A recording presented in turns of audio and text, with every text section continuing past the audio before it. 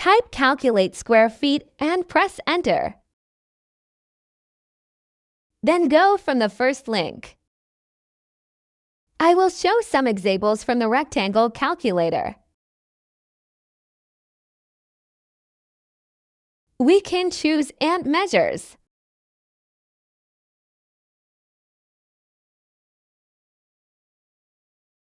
Press Calculate button. This is the result. I will show another example.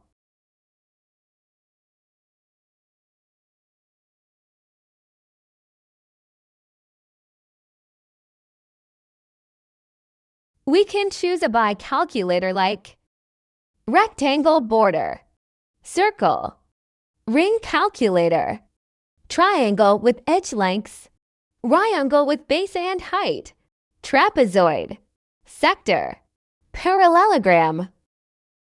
Thank you. We will from the another video.